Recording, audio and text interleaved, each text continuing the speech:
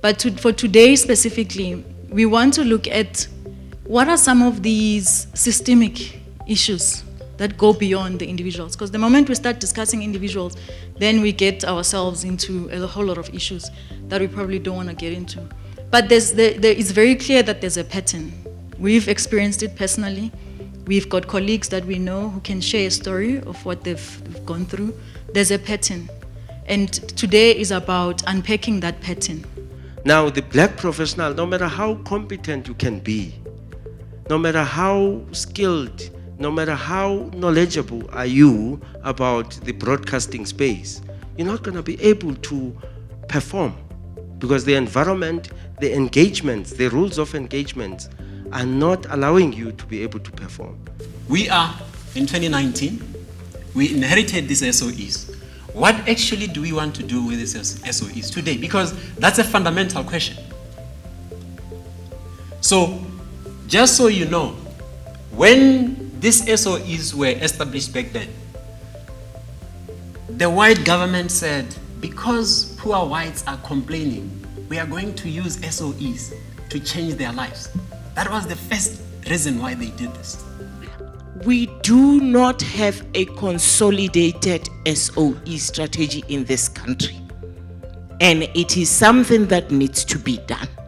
As I admitted, to back up my argument, I would like to say, since 25 years ago, only 2 new agencies were established by this government. It was SA Express and Broadband Infraco.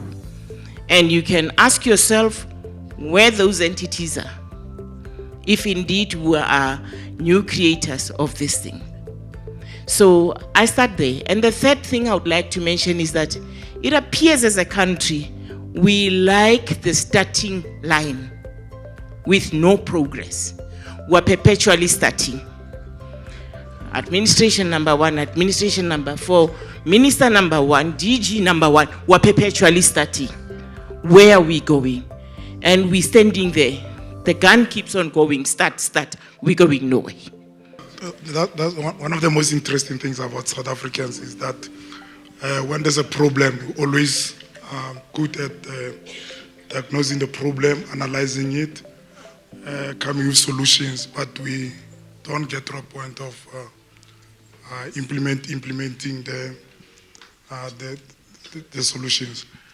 And I mean, the report was submitted in 2012.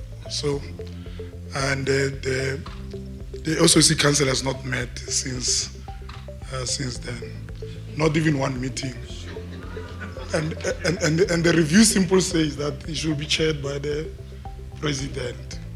So that means that the president must simply call a meeting, and that does not happen.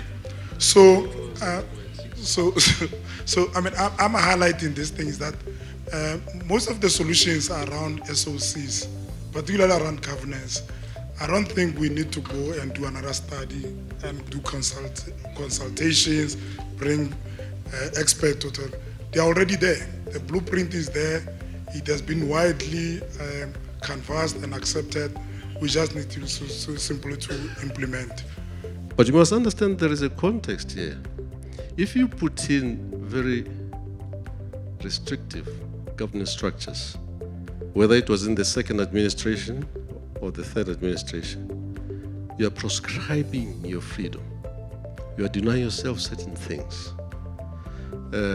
We used to have what you call a very strong leadership in the second and third administration.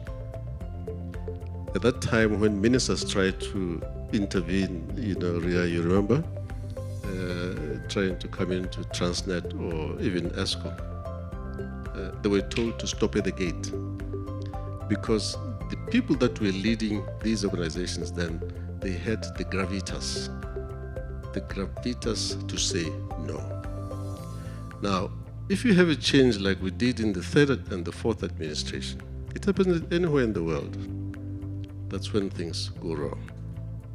Now, you can't run organizations on the hope that they will be run by strong persons.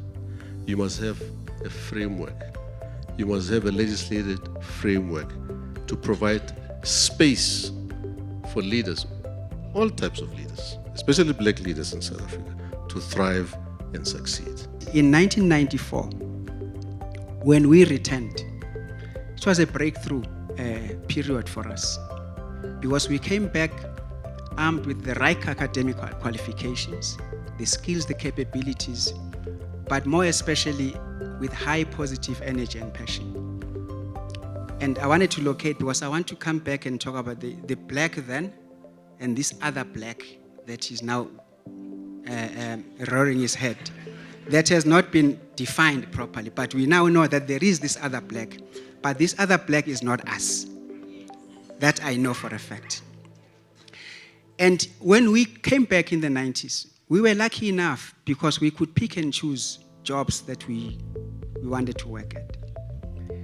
And we wanted to make the greatest impact on the socio-economic and political agenda, on our new democracy. But we are also ready to bring back hope where gloom and dejection had prevailed.